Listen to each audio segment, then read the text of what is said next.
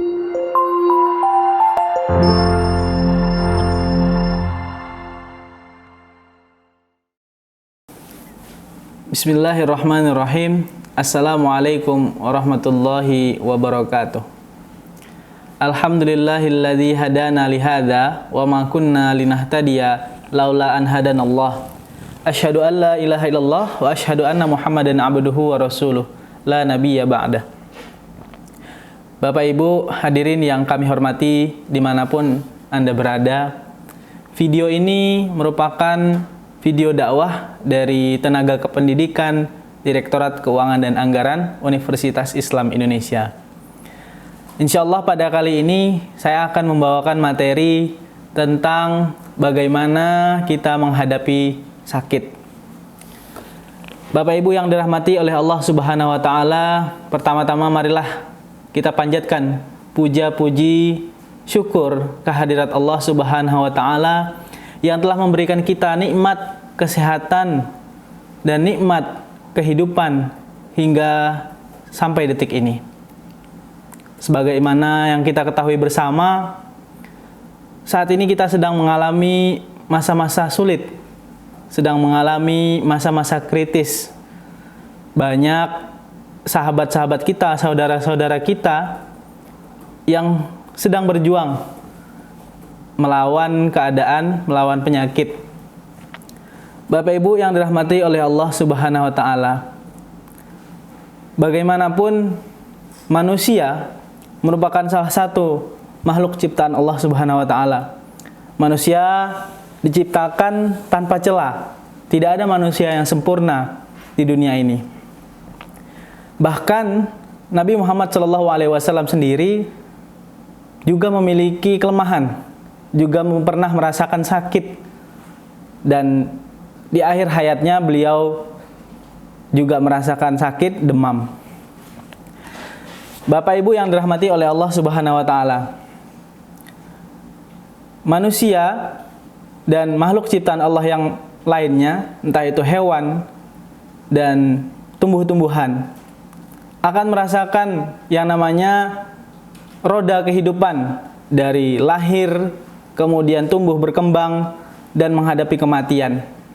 Dalam menjalankan kehidupannya, manusia dan makhluk ciptaan lainnya juga merasakan sakit. Dan rasa sakit itu tergantung. Ada yang ringan dan ada yang sedang, bahkan ada yang ganas.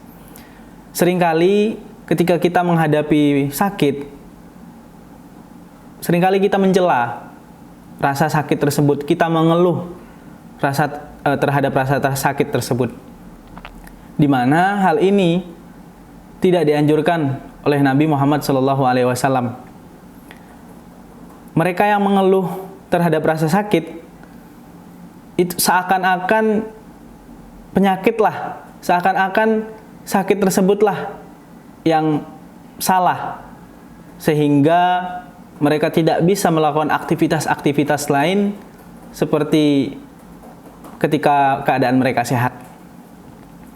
Rasulullah SAW bersabda, "Ma min muslimin yusibuhu adan min marad, fama siwahu illa hattallahu bihi sayyiatihi, kama tahuttu asyajaratu waraqaha."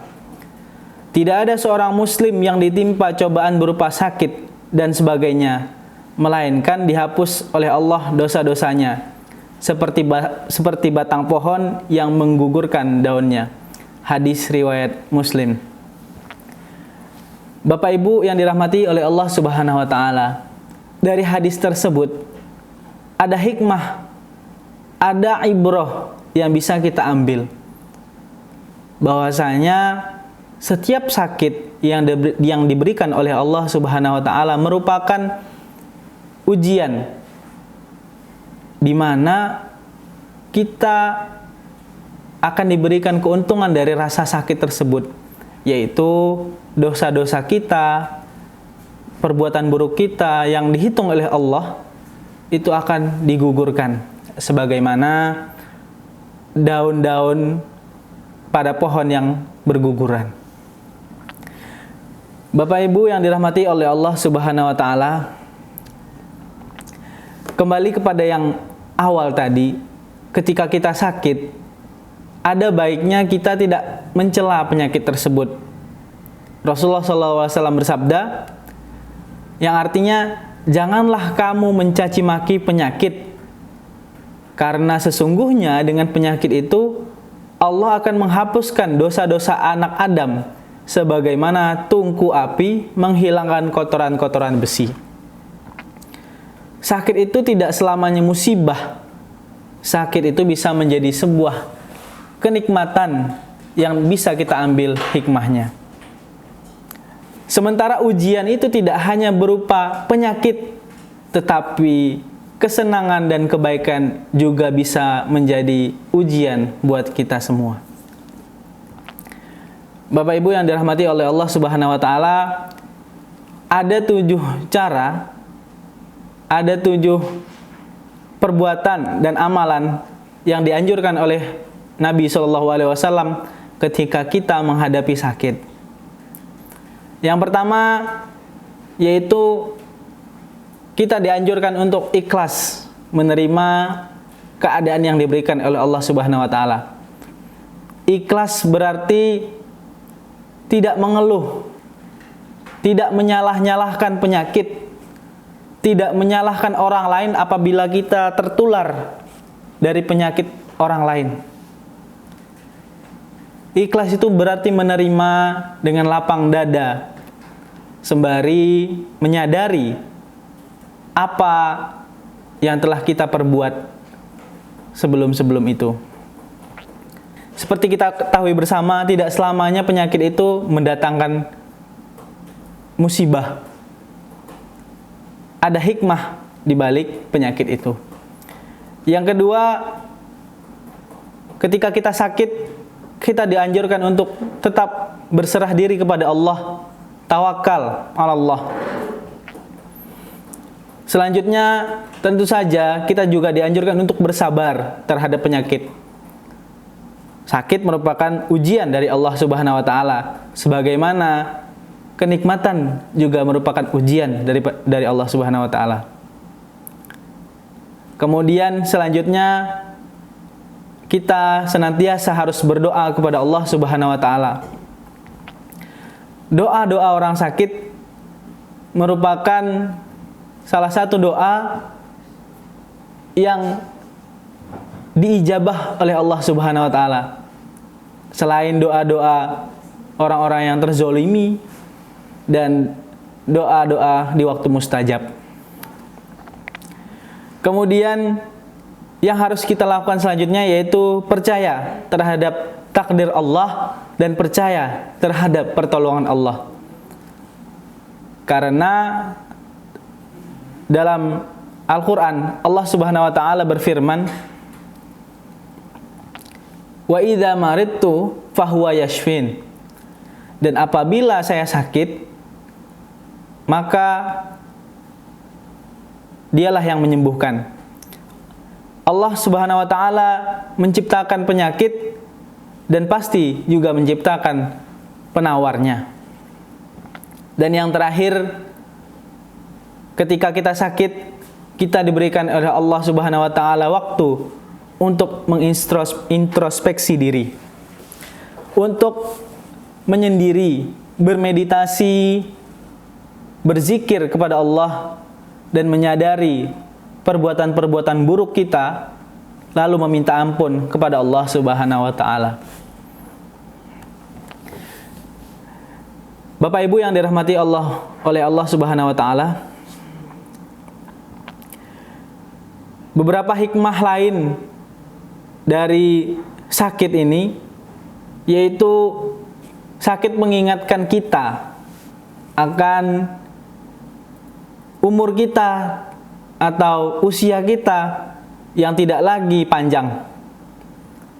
Terkadang sakit juga mengingatkan kita akan kematian. Inilah titik balik dari seseorang, di mana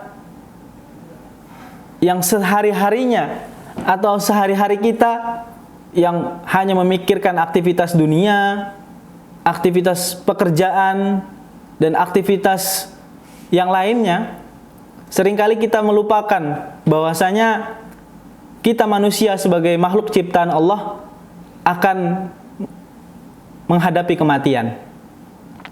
Dari sakit ini kita dapat mengintrospeksi diri. Kemudian selain sakit menjadi penghapus dosa bagi kita, sakit juga dapat menjadi sumber kebaikan, yaitu dengan mengajarkan kita arti dari kesabaran. Dan yang terakhir, selain mengingatkan akan kematian, sakit juga dapat menjadikan kita optimis untuk bertahan hidup. Karena untuk sembuh dari sakit, seseorang tidak hanya bergantung kepada obat-obatan, konsultasi terhadap dokter, tetapi juga tetap memiliki semangat untuk bertahan hidup. Seorang mukmin tidak dianjurkan untuk menyerah dan tidak berbuat apa-apa terhadap musibah yang dialaminya. Bapak Ibu yang dirahmati oleh Allah Subhanahu wa taala, demikianlah kultum singkat, ceramah singkat yang bisa saya sampaikan. Mudah-mudahan dengan adanya dakwah ini, ceramah ini, kita dapat mengaplikasikannya dalam kehidupan kita sehari-hari. Dan semoga kita dapat terus hidup sehat dan optimis untuk menjalankan kehidupan kita di sisa akhir hayat kita. Dan jangan lupa untuk terus berdoa kepada Allah Subhanahu wa taala agar kita diberikan kesehatan dan rezeki yang lancar. Demikianlah, mohon maaf atas segala kekurangan yang telah saya sampaikan. Wabillahi taufiq wal hidayah, waridha wal inayah. Wassalamualaikum warahmatullahi wabarakatuh.